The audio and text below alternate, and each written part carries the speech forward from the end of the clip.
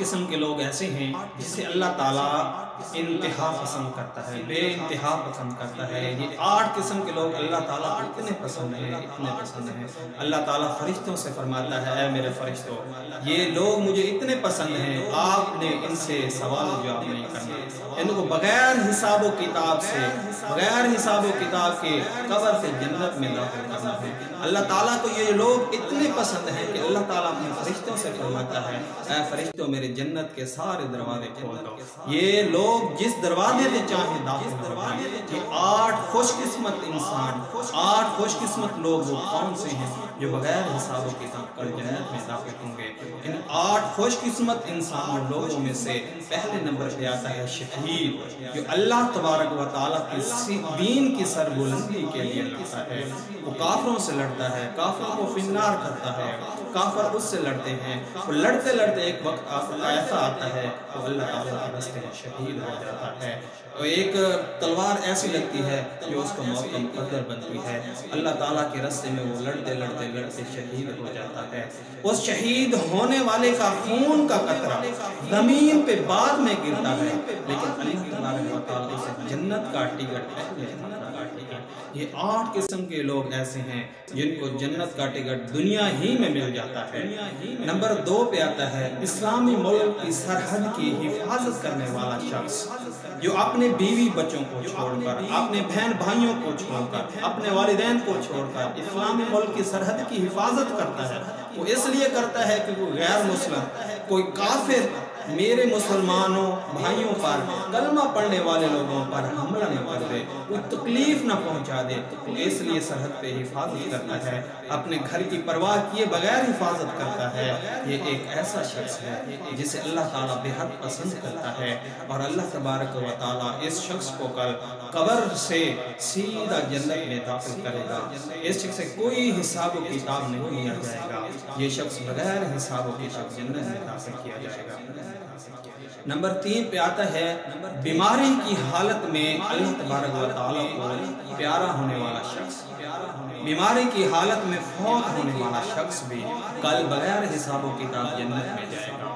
جس کو اللہ تعالیٰ کسی بیماری مصیبت میں مبتلا کرے، وہ اس بیماری اور مصیبت میں بھی اپنا تعلق اللہ تبارک و تعالیٰ کی ذات سے بنائے رکھے، ہر حال میں اللہ تبارک و تعالیٰ کا شکر ادا کرے، اللہ تبارک و تعالیٰ کی حمد و ثنا بیان کرے، اللہ تعالیٰ کی مرضی کے مطابق اپنی زندگی گزارے، اللہ تعالیٰ کی رضا کے اندر راضی رہے۔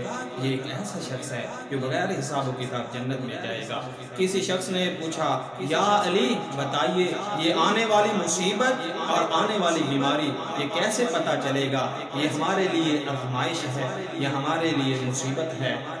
تو حضرت علی المرتضیٰ رضی اللہ تعالیٰ عنہ نے فرمایا، جو بیماری، جو مصیبت آپ کو اللہ تبارک و تعالیٰ کے قریب کر دے، اللہ تبارک و تعالیٰ کے قریب کر دے، یہ آپ کے لیے آزمائش ہے۔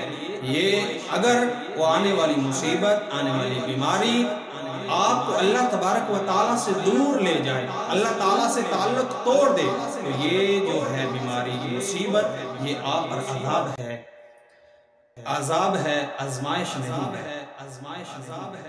حضرت ایوب علیہ السلام بیماری کی حالت میں بھی اللہ تبارک و تعالیٰ کا شکر ادا کرتے ہیں۔ بدن چور و چور تھا، لیکن پھر بھی کبھی بھی اللہ تعالیٰ سے گلہ نہیں کیا۔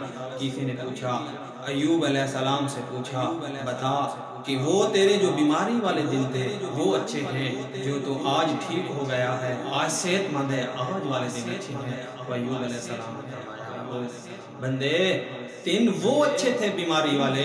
اس آدمی نے کہا، حضرت وہ دن کیسے اچھے تھے؟ تو ایوب علیہ السلام نے فرمایا، جب رات کا آخری پہر آتا تھا، بدن زخموں سے چور تھا، دل سے آہ آہ کی آواز نکلتی تھی، لیکن جب آخری پہر آہ کی آواز نکالتا تو ادھر اللہ تبارک و تعالیٰ فرماتا، ایوب بتا تیرا کیا حال ہے؟